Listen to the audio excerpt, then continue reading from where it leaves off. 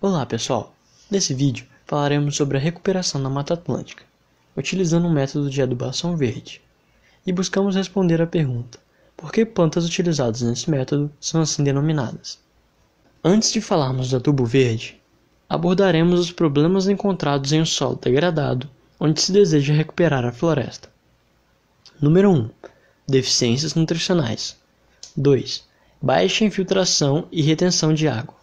3. Alta temperatura da superfície. 4. Baixa capacidade de trocas de cátions. 5.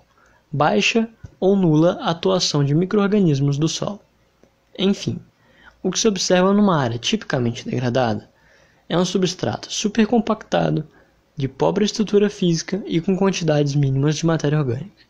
É praticamente impossível que uma floresta nativa seja recuperada sem que as condições do solo sejam restauradas.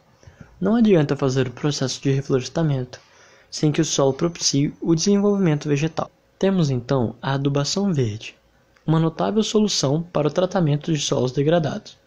Os adubos mais conhecidos são chamados de fertilizantes. Estes consistem basicamente em qualquer tipo de substância, artificial ou não, aplicada ao solo para promover melhora no crescimento vegetal.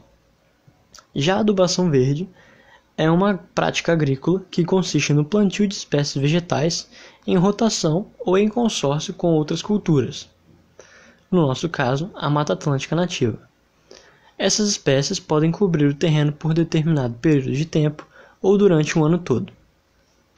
Embora sejam cultivadas várias espécies de plantas para este fim, a família das leguminosas, que engloba o gergelim, o feijão guandu e a crotalária, tem um destaque especial por causa das suas relações simbióticas com bactérias fixadoras de nitrogênio, chamadas de rizóbios, que garantem a essas plantas um aporte direto de compostos nitrogenados.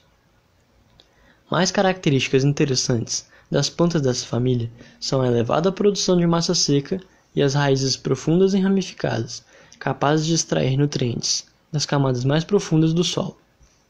Outro ponto notável é o efeito alelopático supressor que algumas leguminosas apresentam sobre plantas daninhas indesejáveis. Essas plantas ainda têm a vantagem de serem economicamente rentáveis, podendo servir de lucro durante o processo de reflorestamento. Agora, vamos nos ater a alguns efeitos benéficos causados pela adubação verde. A matéria orgânica, oriunda das leguminosas, é capaz de influenciar de forma positiva a capacidade de troca catiônica do solo.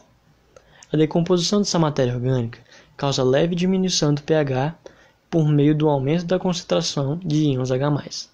Estes íons competem por sítios de adsorção na superfície das partículas de solo contra outros metais positivos, como cálcio, potássio, magnésio, fazendo com que esses nutrientes minerais estejam mais solubilizados na água intersticial do solo e estejam, portanto, mais disponíveis para a absorção pelas plantas.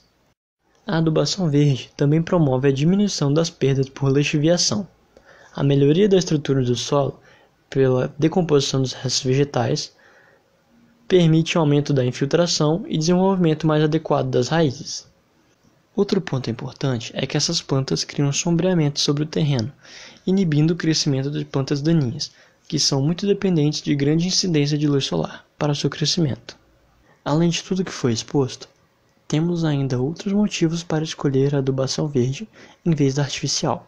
Hoje em dia, mais da metade da energia utilizada na agricultura é para a produção, distribuição e aplicação de fertilizantes nitrogenados. Além disso, a produção de fertilizantes fosfatados vem de recursos não renováveis que atingiram seu pico durante este século, sem contar ainda os diversos problemas para o solo, como a poluição de poços de água subterrânea causados pelo uso desenfreado e de modo não sustentável desses fertilizantes.